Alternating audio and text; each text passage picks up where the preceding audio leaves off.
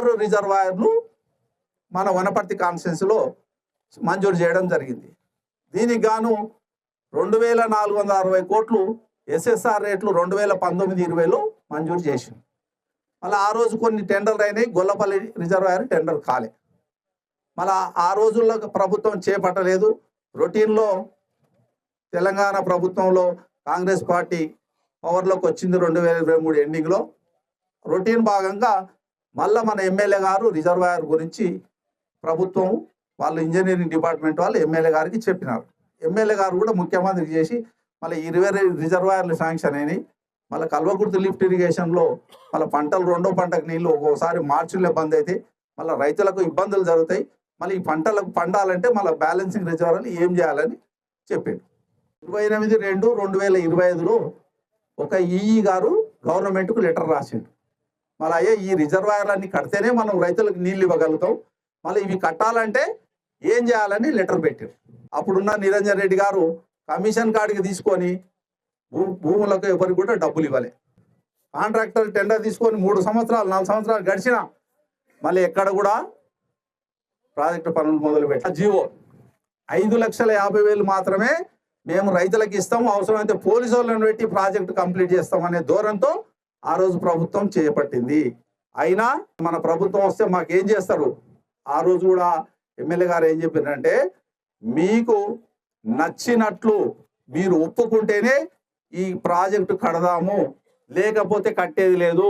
ఎందుకంటే ఒకరి ఇబ్బంది పెట్టి కట్టే సిస్టము కాంగ్రెస్ ప్రభుత్వంలో ఎప్పుడు కూడా లేదు. ఎందుకంటే స్వాతంత్రం వచ్చినప్పటి సంది కూడా ఏ ప్రాజెక్టులు కట్టినా కాంగ్రెస్ ప్రభుత్వమే కట్టింది. ఈరోజు మనం ఇక్కడ నీళ్ళ కొరకు ఈ ప్రాంతం అంతా సస్యామలం ఉందంటే కేవలం రాజశేఖర రెడ్డి గారు. మన శ్రీశైలం కట్టింది మన కాంగ్రెస్ ప్రభుత్వమే, నాగార్జున సార్ కట్టింది కాంగ్రెస్ ప్రభుత్వమే, జూరాల కట్టింది కాంగ్రెస్ ప్రభుత్వమే. ఇన్ని ప్రాజెక్టులు కట్టున్నప్పుడు కూడా ఎక్కడ కూడా రైతులను ఏమి ఇబ్బంది పెట్టకుండా ఆ రోజున్న డిమాండ్ ప్రకారం, ఆ రోజున్న ల్యాండ్ రేట్ ప్రకారం మంచి కాంపన్సేషను. శ్రీశైలంలో ఉద్యోగాలు కూడా ఇచ్చిండ్రు, ఇంకా కొంతమందికి ఇవ్వలేదు. వాళ్ళు ఇప్పటికీ జీవోలు పట్టుకొని కొట్లాడుతున్నారు. సార్ ఏం చెప్పినాడంటే, అయ్యా రైతులు ఒప్పుకొని వాళ్ళ ఇష్టపూర్తిగా వాళ్ళ భూములు ఇస్తేనే మనం ఈ ప్రాజెక్టు కడతామనే నిర్ణయంతో ఉన్నాము. ఈ మధ్యలో ఈ టిఆర్ఎస్ ప్రభుత్వం గతంలో చేసిన దాన్ని కప్పిపుచ్చుకోనికే శిష్య బృందం ఏదైతే ఉందో టిఆర్ఎస్ నాయకులు ధర్నాలు పెట్టి మాకు ప్రాజెక్టు వద్దన్నారు. మళ్ళీ ఇదే నిరంజన్ రెడ్డి గారు 2018లో మంత్రి అయిండు, మళ్ళీ ప్రాజెక్టు ప్రపోజల్ పెట్టిండు, ఇవన్నీ చేసిండు. మళ్ళీ ఆ రోజు కేవలం నిరంజన్ రెడ్డి గారు కమిషన్ల కొరక రైతుల కొరక ఇది ఒక్కటే చెప్పాలి. గొల్లపల్లికి వచ్చి ఏదైతే గొల్లపల్లి రిజర్వాయర్ లో బెంబేలు పడుతున్నారో ప్రజలు ఎటువంటి ఆందోళనలకు గురి కావాల్సిన అవసరం లేదు. మన ఎమ్మెల్యే గారు మీకు నచ్చ చెప్పి అందరికి ఇష్టమైతేనే ఈ ప్రాజెక్టు పనులు జరుగుతాయి, లేకపోతే జరగవు. అవతల గత మంత్రిలాగా ఈయన కమిషన్లో ఈయన ఆధారపడే మనిషి కాదు. ఇది ఓపెన్ ఫ్యాక్ట్.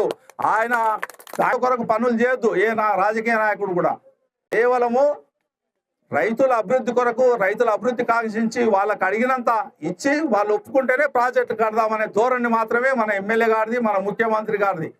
నిరంజన్ రెడ్డి గారిని కోరేది ఒకటే, మీరు నిజంగానే ప్రజల శ్రేయస్సు కోరితే నువ్వు ఇక్కడ గొల్లపల్లి దగ్గరికి రా, వచ్చి ఆ రోజు చేసింది మంచా చెడా నీవే చెప్పు. ఈ ప్రాంతంలో ఉన్న రైతులు ఆల్రెడీ ఇది శాంక్షన్ ఉన్న ప్రాజెక్టు కాబట్టి రైతులు నిజంగానే మాకు ఇది అవసరం లేదంటే దానికి ప్రభుత్వం ఆలోచన చేస్తుంది. నిజంగానే ప్రభుత్వం కూడా చేయాలి రైతుల కొరకు, ఇతర ప్రాంతాల అభివృద్ధి కొరకు అంటే రైతులను ఒప్పించి చేస్తారు. రైతులను కాదని మాత్రం ఏ పని కూడా కాదు. దాంట్లో ప్రాజెక్టు ఎత్తు తగ్గియడమా, లేకపోతే డ్యామ్ చిన్నగా చేయడమా, టీఎంసీలు చేయడమా, ఇంకో దగ్గర ఎక్కువ ముప్పు కాకుండా చేయడమా అనేది ప్రభుత్వ ఆలోచన. ప్రజల యొక్క స్పందనను బట్టి ఉంటుంది. ఇక్కడ రైతులు ఏదైతే ఉంటారో అందరితో మీటింగ్ అట్రాక్ట్ అవుతారు. వాళ్ళు మాట్లాడిన దాన్ని ప్రభుత్వం బేషేదాలకు పోకుండా వాళ్ళకి నిజంగా ఏం కావాలి దాన్ని బట్టి మాత్రమే ప్రాజెక్టు పనులు ముందలుపోతాయి. వీళ్ళు రైతులు ఒప్పుకోకుండా ఏది కూడా ఇక్కడ ఒక చిన్న పని కూడా నడవదు. ఇలాలే తూము అనేది అది మన ప్రాంతానికి కాదు. తూము అనేది కిందికి పోతాయి, నీళ్ళు కింది కొల్లాపూర్కి పోతాయి. అసలైన తొలి వెలుగు. ఫాలో వాట్సాప్ @తొలి వెలుగు official.